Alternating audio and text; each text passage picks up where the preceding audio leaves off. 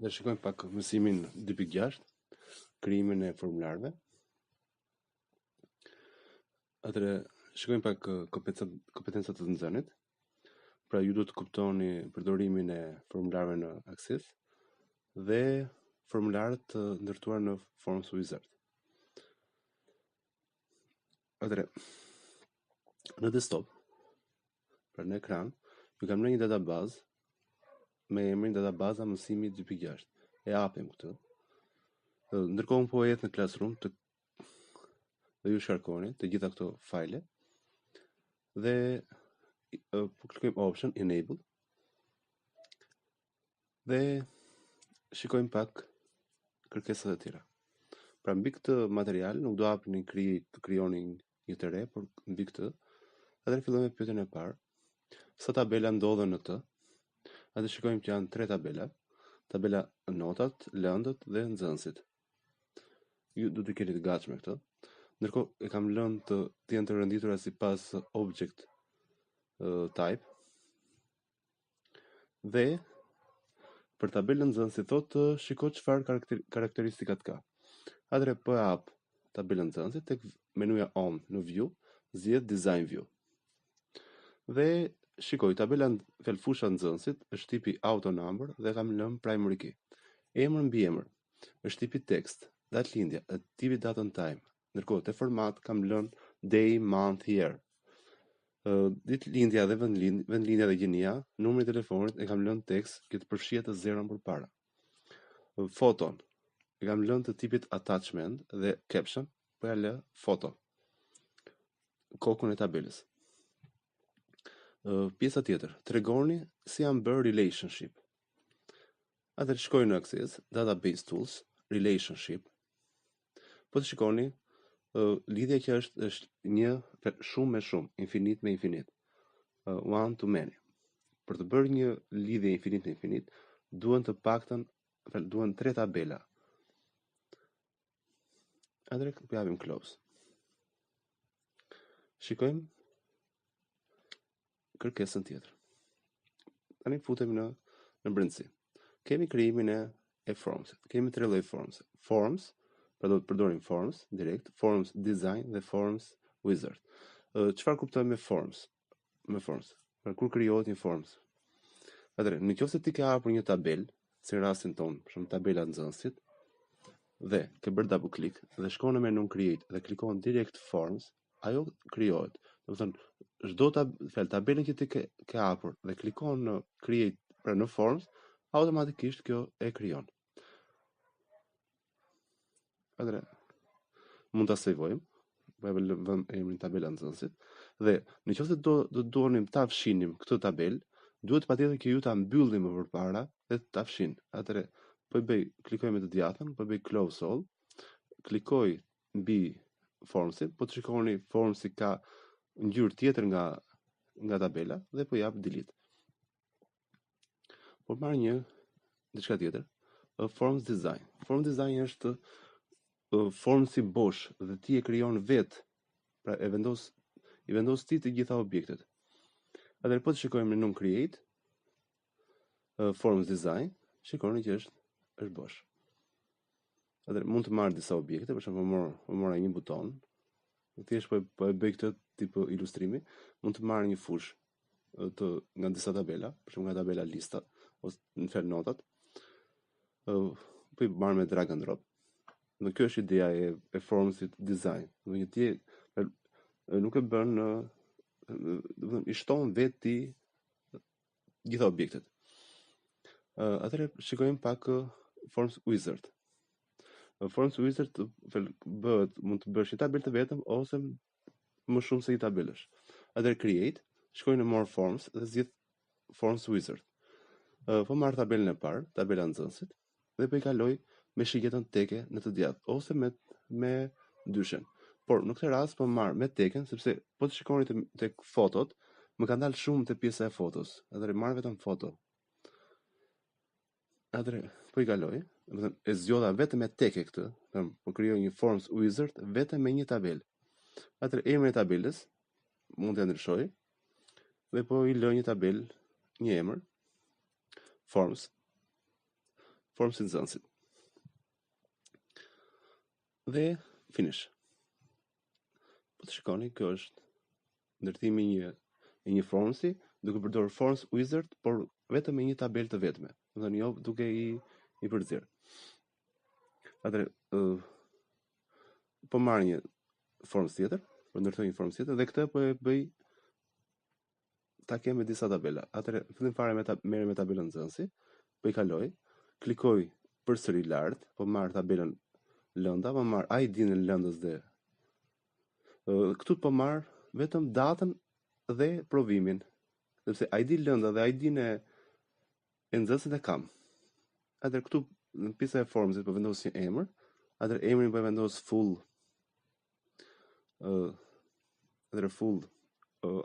underscore, fjalë në pjesën emrin vendosjani, por që të jetë më kuptueshëm unë po e lë në këtë lloj mënyre. Ja, po të shikojmë, kjo është një tabelë me 3 të dhëna. Pra, duke formuar nga 3 tabelat atëre mbaruam me këtë. Pasi të keni mbaruar, shikojmë pak me punime forms, do të thonë që ta editojmë këtë. Nëse do doja të vendosja foto mbi forms, pra të tabela nxënësit, atëre këto i kam vendosur. Atëre formsin e parë krijova dhe formsin e dytë e krijova, do të thënë që ta përfshija me 3 tabelat. Ndërkohë shikoj pak me editimin e formsit full. Të fshi atë fjalën foto dhe të heq pjesën e bordurave. Atëherë do veproj në këtë mënyrë.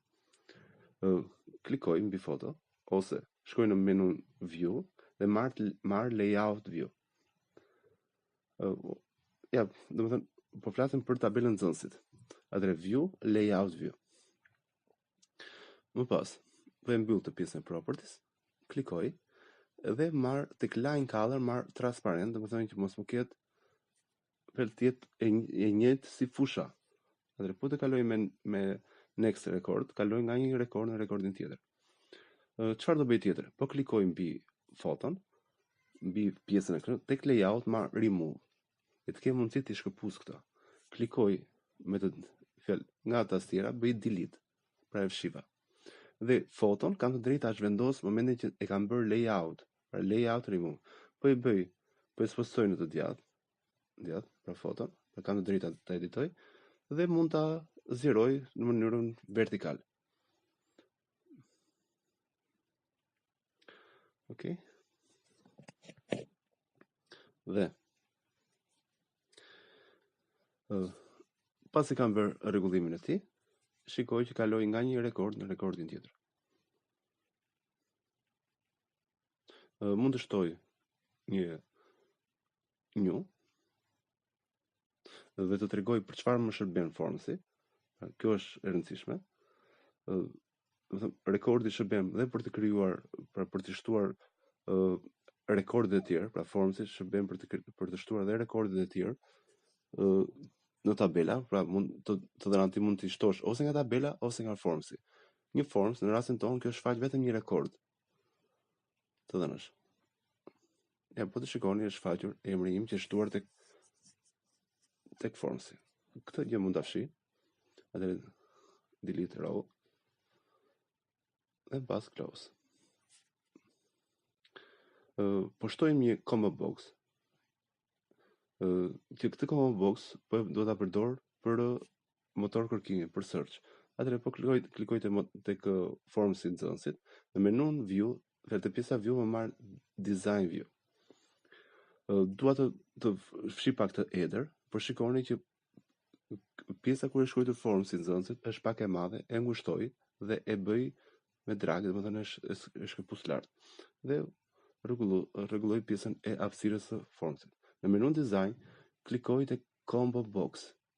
Pra marr një combo box, hap një gjatësi të saj dhe marr shikoj të fundit, që të më kërkoj nga rekordet, atëre nga kush e dua nga ID-ja dhe nga emri mbi emër. Këtu do ta lë hide, pra nuk dua ta shfaq ID-n, pra të shfaq vetëm emrin mbi emër. Dhe këtu po i shkruaj një emër që do ketë përpara ky combo boxi. po shkruaj fjalën search dhe kjo fjala search do jetë gjithmonë para kësaj. Edhe po shikoni kjo ka të njëjtën ngjyrë me fushën, po e lë ngjyrë të bardhë. Dhe po e zhvendos pak combo boxin.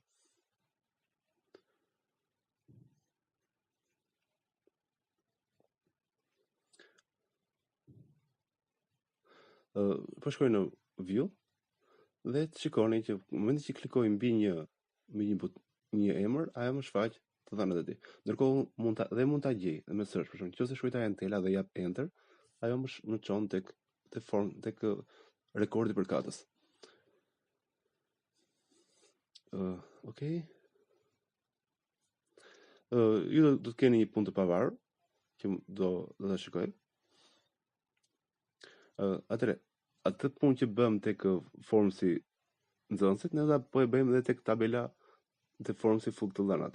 Pjesën e combo boxit. Atëre përsërit e design, po e rregulloj këtë për masat, domethënë po e përsëris dhe njëri që ju ta kuptoni.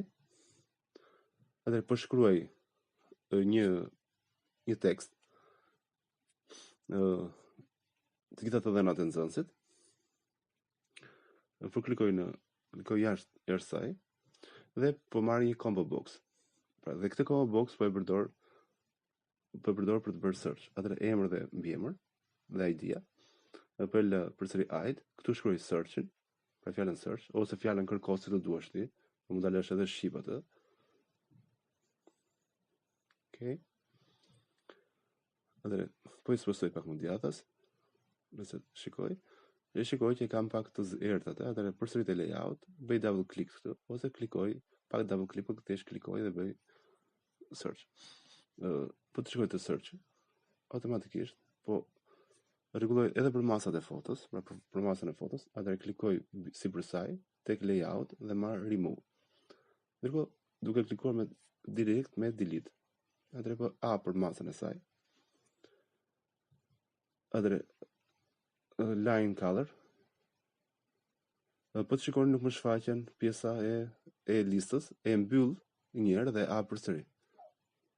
Atëherë po të shikoni, hapet dhe është okay. Okej. Forms është shumë komod për të punuar. Ja, po të shikoni, po ndryshoj edhe pjesën e gjërësisë së kolonës tek tabela të dhënat. Okej.